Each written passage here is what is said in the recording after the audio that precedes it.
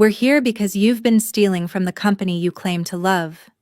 My mother said that straight into the microphone in the middle of the conference room at my tech firm's headquarters in downtown Denver. On the day of my promotion to senior financial analyst, 20 people sat around the long table staring at me. My boss, David Lawson, colleagues I worked with every day, and my own family. My mom, Susan, my dad, Robert, my younger sister, Megan, and her husband, Tyler. They said they came to support me. Instead, Mom grabbed the mic first. Courtney has been embezzling money using her position to make unauthorized transfers. Dad unfolded a thick stack of papers. Here's the list: fake invoices, unauthorized wire transfers, over $30,000 in the past year alone. Megan leaned forward, phone already in hand. I have all the proof, email screenshots of transactions. The company needs to fire her right now to clean house. The room went completely silent. David crossed his arms, eyes narrowing at me. I didn't cry. I didn't yell. I just raised my hand calmly. I need 3 minutes to respond. No one objected. I opened my laptop connected to the big screen. What came next made every single person freeze. Audio clips of Mom and Megan planning this exact ambush, emails Megan sent to fake vendors using the company's name, a phone call of Dad laughing with another woman, documents proving Mom hid $14,000 from Grandma Evie's estate. And then the conference room door swung open hard. 2 FBI agents in dark suits walked in, badges flashing under the lights. Special Agent Mark Donnelly, FBI. We're here regarding wire fraud and potential tax evasion. We need to speak with several people in this room immediately. Before I go any further, drop a comment. Have you ever been betrayed by the people who were supposed to have your back, especially over money? Tell me your city and what time you're watching from. I'd really like to know who's here with me right now. My name is Courtney Ramirez. I'm 30 years old and I work as a financial analyst for a major tech company right here in Denver. The job pays well, 6 figures after taxes and bonuses, but you wouldn't know it from the way I live. I rent a 1-bedroom apartment in the suburbs, furnished with the basics from IKEA, a gray sofa that doubles as a guest bed, a small dining table I never use for guests, and shelves lined with the same books I've had since college. My car is a 2015 Honda Civic with over 130,000 miles on it, the kind of reliable beater that gets me to work without complaints. I haven't taken a real vacation in 8 years, not since I graduated and started this job. Weekends are for catching up on sleep or driving out to see Grandma Evie. Every month my paycheck disappears in chunks before I even see most of it. $1,100 goes straight to the mortgage on my parents' house in the suburbs. Same house I grew up in, same roof. I've been keeping over their heads since I got my first real paycheck. $340 covers the supplemental health insurance for Mom. Her plan through Dad's old job doesn't cut it anymore. Megan's SUV payment is $280 I co-signed because she needed something reliable for her brand-building trips, even though she hasn't held a steady job in years. Then there's the weekly drop-off for Grandma Evie's assisted living facility near Boulder, about 40 minutes north, groceries, extra supplies, and whatever bills the facility doesn't cover, usually around $150 a week. Add it all up, and more than $2,000 leaves my account before the month is halfway done. That's almost half my take-home pay. I never complained. Not once. Grandma Evie raised me on those Saturdays when Mom and Dad were too busy or too distracted. She'd sit me at her kitchen table with butterscotch candies and crossword puzzles, teaching me how to fill in the blanks with a pen instead of a pencil, because life doesn't give you erasers. She always said family takes care of family, no questions asked. So I did. I paid the bills, I showed up, I kept quiet. It felt like the right thing. But the truth is, I live small, so they can live bigger. My fridge has 2 meal prep containers and a bottle of hot sauce. I eat the same chicken and rice 4 nights a week because it's cheap and fills me up. After long days at the office, I sit in my car in the company parking lot, with the engine off, staring at the snow dusting the tops of the Rocky Mountains in the distance, just breathing. The cold air seeps through the cracked windshield, but I don't mind. It's quiet. No demands. No notifications begging for more money. Sunday dinners are the routine that never changes. I arrive at 4, help mom chop vegetables, set the table, scrub whatever dishes piled up from the night before. By the time everyone sits down, I've already been working for an hour. That particular Sunday, Mom was glowing. She kept talking about Megan's TikTok, some lifestyle coaching thing she was building. Almost 3,000 followers now, Mom said, like Megan had just won an award. Dad nodded along, proud, as if she'd graduated summa cum laude.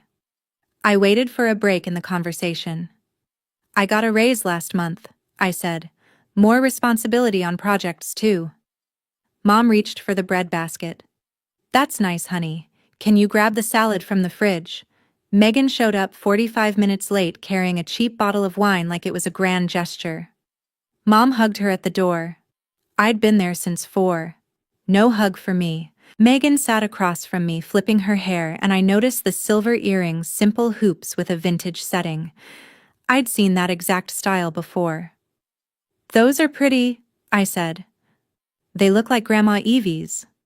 Megan shrugged. Aunt Linda gave them to me. Said Grandma didn't want them anymore. Mom suddenly became very interested in her mashed potatoes. Grandma Evie wore those earrings every time I visited. Every single time. She didn't give them away. But no one wanted to talk about it, so I let it go. That's what I did best, let things go. The favoritism. The silence where gratitude should have been. The comments that stung but never quite broke the surface. I let it all slide because family was supposed to be worth it. Until the day I couldn't anymore. The messages started coming more frequently, each one chipping away at the quiet I had built around myself.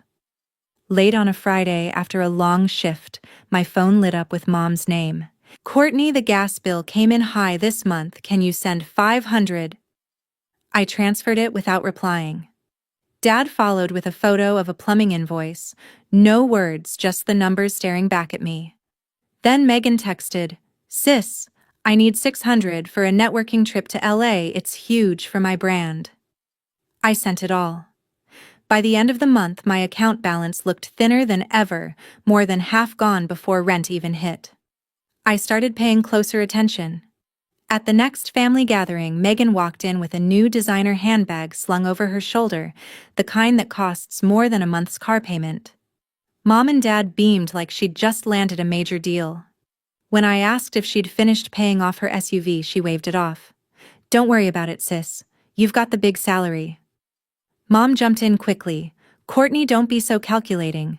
We're family, we help each other. The visits to Grandma Evie became my anchor. The assisted living place sat about 40 minutes north of Denver, up toward Boulder, where the air felt cleaner and the mountains seemed closer.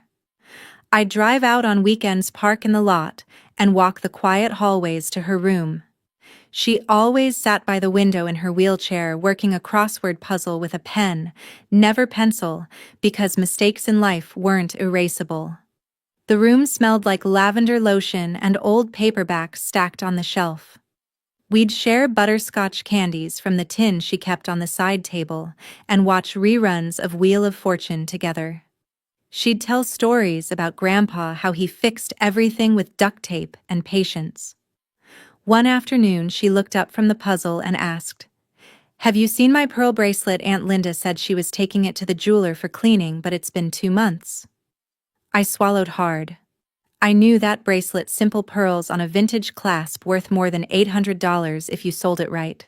Grandma wore it almost every day when she still lived independently. It'll turn up soon, I said, keeping my voice steady. She studied my face for a second, then went back to her clues without pushing. On the drive back the highway stretching through the flat plains toward the city lights, I thought about the money I'd been sending.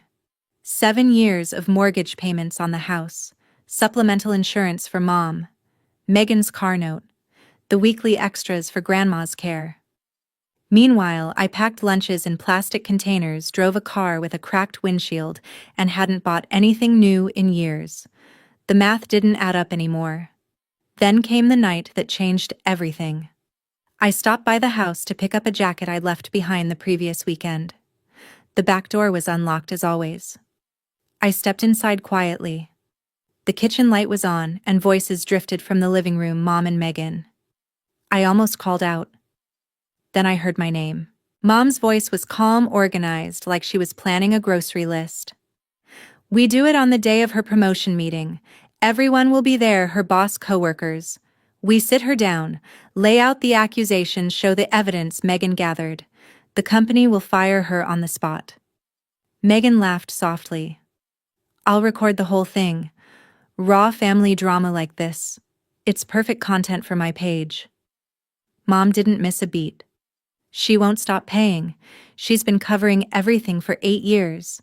She didn't stop when Dad forgot her birthday. She didn't stop when we called her job paperwork and spreadsheets. One tough meeting won't change that." I froze in the hallway, hand on the doorframe. My pulse hammered in my ears. They weren't just ungrateful. They were planning to destroy my career to keep the money flowing. Megan added, "If she threatens to cut us off, we tell everyone she's abandoning her family. She'll look like the villain." Mom chuckled, short and confident. "Exactly. She's trapped either way." I backed out without a sound, got in my car, and drove home. I sat in the garage for 20 minutes, hands gripping the wheel, staring at the wall. Then I called Jessica, my best friend from college, now a lawyer specializing in white-collar cases right here in Denver. I told her everything word for word. She listened without interrupting. When I finished, she asked one question. "Do you still have that voice recorder app from the contract dispute last year?" I did. "Good," she said. "Start using it. Colorado is a one-party consent state. If you're part of the conversation or present in the room, you can record legally. Keep it running." I hung up and stared at my phone. I wasn't planning revenge. I was planning survival. After Jessica's advice, I started recording every time I stepped through the front door on Sundays. The app ran quietly in my pocket, no hidden devices, just the phone I always carried. The first week yielded nothing unusual. Mom chatted about the upcoming church bazaar and how she signed up to bake pies. Dad watched football on the big screen, grunting at the screen during replays. Megan didn't show up at all. The second week, I stayed late to help with dishes. The garage door stood slightly ajar, letting in cold air from outside. Dad's voice drifted through, softer than usual, almost gentle. He was on the phone. "Sarah, Thursday works. Susan has yoga class. I'll tell her I'm picking up parts for the truck." A woman's laugh came through the speaker, warm and familiar. Dad chuckled. 22 years and she still believes I go bowling every Thursday." My fingers tightened around the sponge. A plate slipped from my hand, clinking against the sink. I caught it before it broke. Dad didn't notice. I finished scrubbing, dried my hands, walked out to the car, and checked the app. The waveform was still moving. I had captured it all. I hadn't gone looking for that. But the recorder didn't discriminate, it caught whatever was said when I was present. And apparently, a lot was being said behind closed doors. 4 weeks later, I arrived earlier than usual. The front door was locked, so I circled to the back. Mom's bedroom window was cracked open a few inches. Her voice floated out on speakerphone. "Robert doesn't know about the $14,000 from Mom's estate. I moved it to my personal account right after the sale. He thinks the furniture only brought in $4,000 total." Aunt Linda's voice replied, small but clear. "Smart move. And the pearl bracelet, I already sold it for $800. If Evie asks, say it's at the jeweler getting cleaned." Mom laughed. "Just make sure Courtney never finds out. She's the only one who still visits Evie every week. If Evie mentions the bracelet, Courtney will start asking questions." They both laughed again, the sound sharp in the quiet backyard. I stood next to the recycling bin, listening to my mother and aunt discuss stealing from an 82-year-old woman.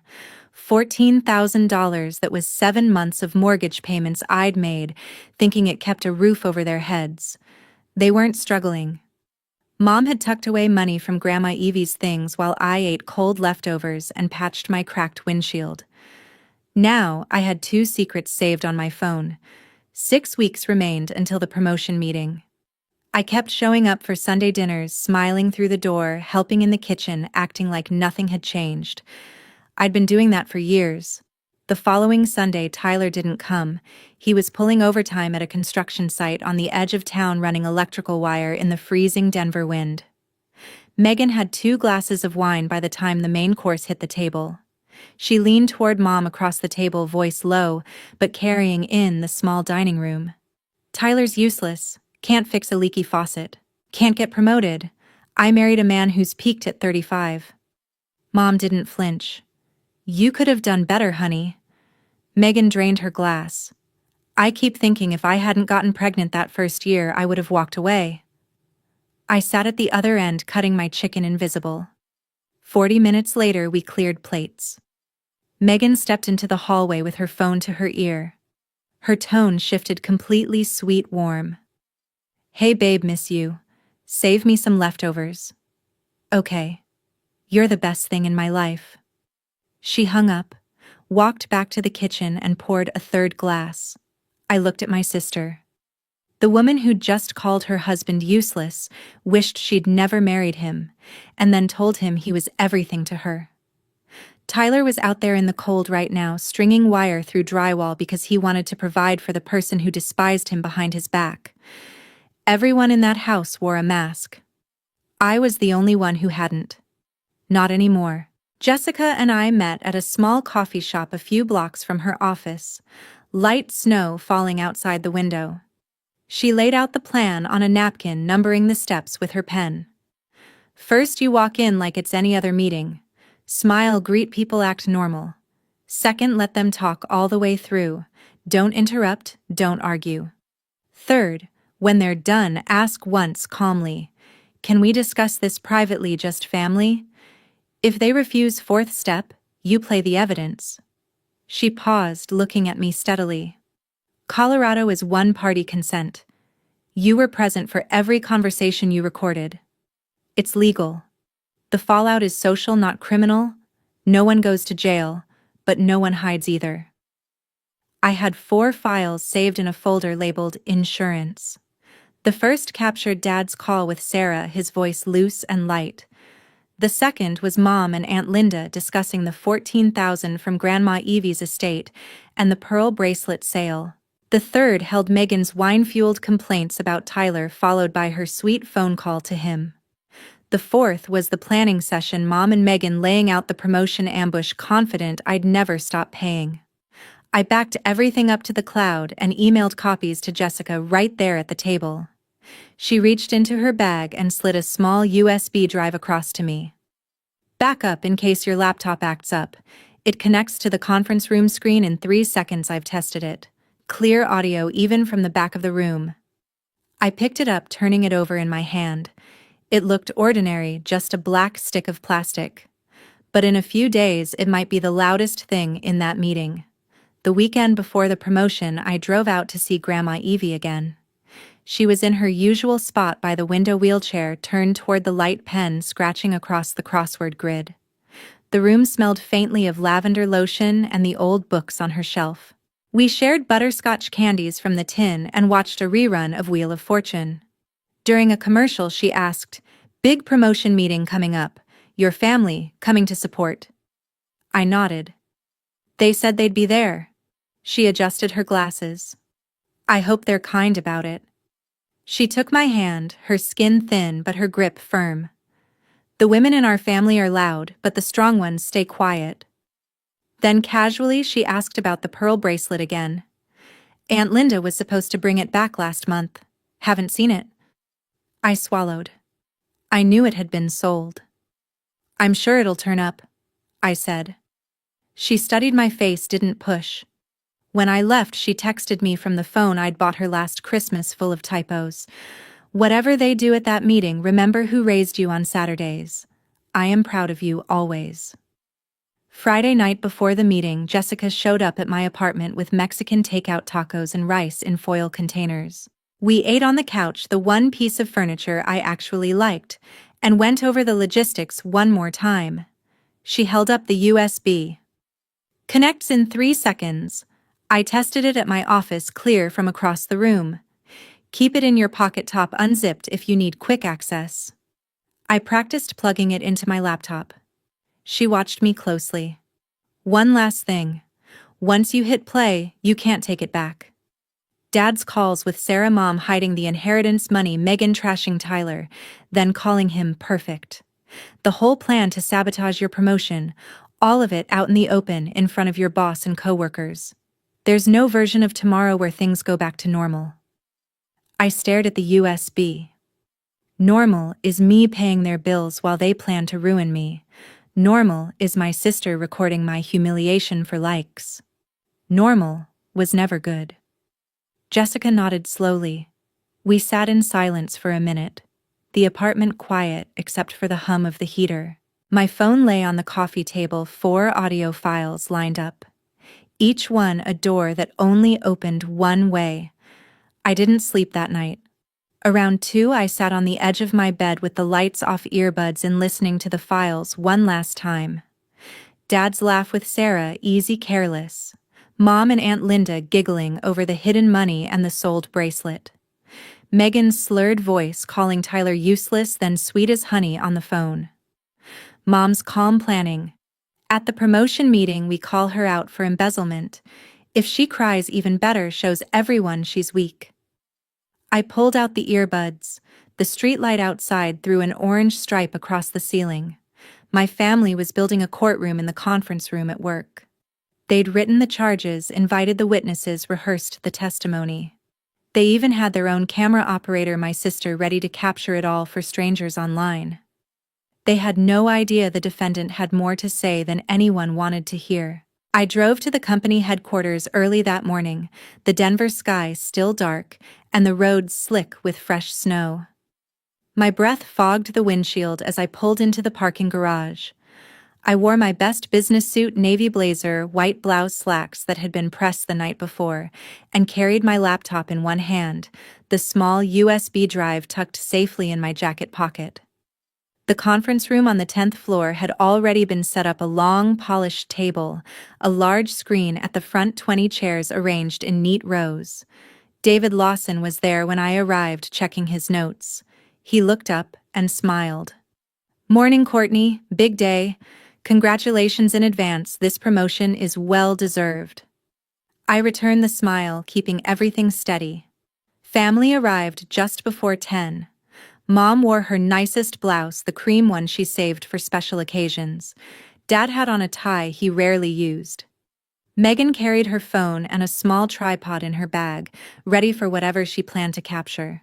Tyler walked beside her, looking tired from another late shift. They took seats on one side of the table. I sat opposite, facing them all. Mom spoke first, voice calm and practiced. "We love you, Courtney, but we have to be honest. You don't deserve this position." Dad unfolded his stack of papers. "We have evidence. You've been abusing your role, fake transfers, forged supplier invoices, over $32,000. Megan slid her phone forward. "I have the emails and screenshots from your work computer. Everything points to embezzlement." David frowned, leaning forward. Colleagues shifted in their seats, eyes darting between us. Mom finished. "We're doing this because we care. The company needs to let you go to protect itself." The room stayed quiet. No one moved. I raised my hand slowly. "I need 3 minutes." David nodded once. I stood, connected my laptop to the screen. "Before anyone makes a decision, look at what I have." The display lit up with the first file. Dad's voice filled the speakers. Light relaxed. "Sarah Thursday works. Susan has yoga. I'll say I'm picking up truck parts." A woman's laugh followed. 22 years and she still believes the bowling excuse. Mom whipped her head toward Dad. His face drained of color. "That's not..." he started. Everyone went still. I switched to the second file. Mom's voice now confident on speakerphone. Robert doesn't know about the $14,000 from Mom's estate. I moved it to my personal account after the sale. He thinks the furniture brought in only $4,000. Aunt Linda's reply, smart. And the pearl bracelet, I sold it for $800. If Evie asks, tell her it's being cleaned. Dad stared at Mom. 14,000. Evie thought the total was 4. Whispers spread around the table. Megan's face went pale. I said quietly, there are 2 more. The third played Megan's slurred words over wine. Tyler's useless. Can't fix anything. Can't move up. I regret saying yes at the altar. Then 40 minutes later in the same evening, her voice sweet on the phone. Hey babe, miss you. Save some leftovers. You're the best thing in my life. Tyler sat frozen. He rose slowly, eyes locked on Megan. No words. He walked down the center aisle, pushed open the door, and closed it with a soft click. Megan jumped up. Tyler, wait, that's not... She ran after him. The final file, Mom's voice from months earlier. At the promotion meeting, we accuse her of embezzlement. If she cries, even better, proves she's weak. Megan added, I'll record it. Raw content like this goes viral. I stopped the playback. The room was silent, heavy. I looked around at every face, David colleagues, family. Now you all know who the real thief is. Not of money, of trust. David cleared his throat first. Courtney, this changes things. We'll need to review everything. Mom's hands shook. This is a misunderstanding. But the words hung unfinished. The door opened again, this time with force. 2 FBI agents stepped in, suits dark against the bright room, badges visible. Special Agent Mark Donnelly, FBI. We're here on reports of wire fraud and potential tax evasion involving this company and individuals present. They looked directly at Megan. We have questions about emails sent to vendors under false pretenses. Then at Mom. And about unreported estate funds. IRS will follow up. The room exploded into murmurs. Dad slumped in his chair. Megan backed against the wall. Mom reached for me. Courtney, please. I stepped back gently. You had your chance to speak privately. You chose this stage. So did I. I turned to David. I'm ready to cooperate fully with any investigation. He nodded, respect in his eyes. Your position stands. We'll handle this. Family scattered in the aftermath. Megan deleted her recording app before leaving the building. Tyler filed for separation the next week. Dad moved out to a friend's place. Mom stayed alone in the house. I canceled every automatic transfer that night. Mortgage, car payment, insurance supplements. Confirm. Confirm. Confirm. Done. The truth didn't just expose them. It ended the charade. And for the first time, I felt the weight lift. David stood up slowly, his chair scraping the floor. Courtney, I need to examine this evidence more closely, but clearly there's a serious issue here. He turned to my parents. Your accusations are unfounded. The company will conduct an internal review immediately. Mom stammered. This is all a misunderstanding. Her voice cracked. Before she could finish, the conference room door opened with authority. 2 FBI agents entered, dark suits sharp against the neutral walls, badges catching the overhead lights. Special Agent Mark Donnelly, FBI, the lead one said. This is my partner. We're acting on reports of wire fraud and possible tax evasion involving this company and several individuals in this room. They focused on Megan first. Ms. Harper, did you send emails to vendors using this company's name without authorization? Megan's hands trembled. It was just testing for content. The agent didn't blink. We have a warrant for your devices. Hand them over. They shifted to Mom. Mrs. Harper, regarding the $14,000 from your mother's estate, IRS will contact you shortly for potential unreported income and evasion. Dad lowered his head, shoulders sagging. Mom started crying, reaching toward me. Courtney, you can't do this to us. I met her eyes. You had the microphone. I had the evidence. The difference is mine told the truth. I turned to David. I'm fully prepared to cooperate with any investigation. He nodded firmly. Your position remains secure. We'll need your assistance with the FBI. The agents began collecting phones and laptops from the table. Colleagues stood, some leaving quietly, others whispering in shock. The family unraveled right there. Megan frantically tapped her phone in the elevator down, deleting her TikTok app and every draft video before reaching the lobby. Tyler didn't wait. He filed for separation the following week. Papers served while she was still processing the fallout. Dad packed a duffel bag that night and drove to a friend's house on the outskirts of town. Mom stayed in the empty family home alone, the mortgage notice arriving soon after. That same evening, I sat at my kitchen table and opened my banking app. Every recurring transfer, mortgage, Megan's car payment, Mom's insurance supplements, I canceled one by one. Confirm, confirm, confirm.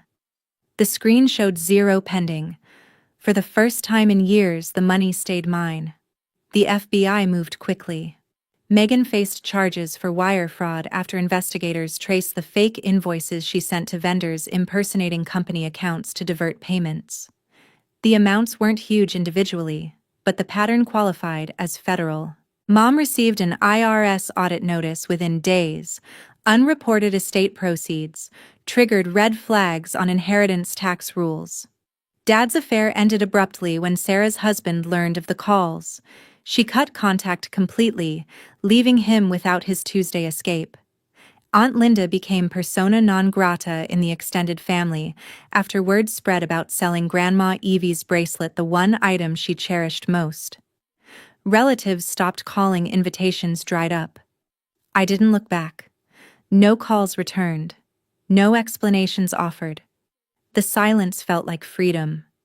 The investigation revealed layers I hadn't fully grasped.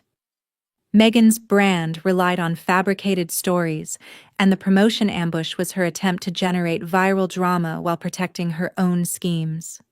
Mom's hidden account had grown from small sales of Grandma Evie's possessions over years, never declared properly. Dad's deception went deeper than one woman. It was a pattern of avoidance that had eroded everything else. Days turned into weeks. Colleagues who witnessed the meeting treated me differently, not pity, but quiet respect. David assigned me to lead a new compliance review team, a vote of confidence. I started breathing easier, the constant pull of obligation gone. One evening, I drove to a quiet overlook outside Denver, snow still clinging to the Rockies. I sat in the car, engine off, watching the city lights below. No notifications demanding money. No guilt for saying no. Just the sound of wind against the windows. The truth hadn't destroyed my family. Lies had done that long before. I simply stopped carrying the weight alone. And in letting go, I found room to breathe.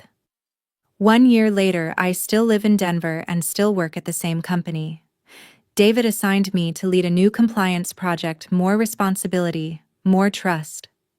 I paid off the last of my student loans in 6 weeks, the balance finally 0. I opened my first retirement account and set up automatic transfers of $200 each month.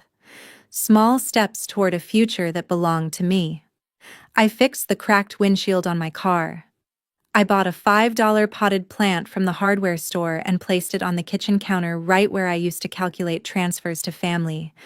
Now it sits there as a quiet reminder that some things grow when you stop giving them away. I visit Grandma Evie every Saturday. She's stronger these days, still working crosswords with a pen, still insisting on ink, because life doesn't allow do-overs. We share butterscotch candies, watch reruns, and she tells stories about Grandpa. You did the right thing, she said once, squeezing my hand. Don't let anyone drain you and then blame you for the empty cup. For my 31st birthday, Jessica organized a small gathering at my apartment. David brought a cake from the bakery on Maple Street, lemon with cream cheese frosting, the kind Grandma Evie always ordered when I was little. A few coworkers came, including Rachel Kim, who brought her daughter. The girl played on the floor while we talked. Grandma Evie joined on FaceTime singing Happy Birthday, off key and off rhythm. Everyone laughed and joined in. We cut the cake extra frosting on the corner piece for the kid. No microphone, no accusations, no cameras pointed at my face. After everyone left, I stood at the sink washing dishes in warm water. The apartment was quiet, the plant on the counter catching the last light. My phone had no unread messages demanding money. This month's paycheck was entirely mine. I didn't destroy my family. The lies did that long ago. I simply gave the truth a platform. And in doing so, I learned that boundaries aren't walls, they're doors. I decide who walks through when and on what terms. That isn't cruelty, it's clarity. If you've made it this far, thank you genuinely. Stories like this aren't easy to tell and they aren't always easy to hear. But if anything feels familiar, if you're the one paying bills for people who call you ungrateful, showing up early to set the table while someone else arrives late and gets the hug, I want you to know you are not selfish for having limits. You are not ungrateful for expecting respect. You are not tearing your family apart by refusing to hold it together at your own expense. The hardest boundary I ever set was the one that finally let me breathe. What's the hardest one you've had to set? Drop it in the comments. I read every single one. And remember, loving someone doesn't mean accepting their abuse. Boundaries aren't rejection, they're self-respect. I am Courtney Ramirez, 31 years old. I pay my own bills, drive my own car, live my own life. And for the first time in a very long time, I like the woman staring back in the mirror. The best gift I ever gave myself was the truth. The second was silence. The third, the one I'm still unwrapping, is the sound of my own life, finally free of everyone else's noise.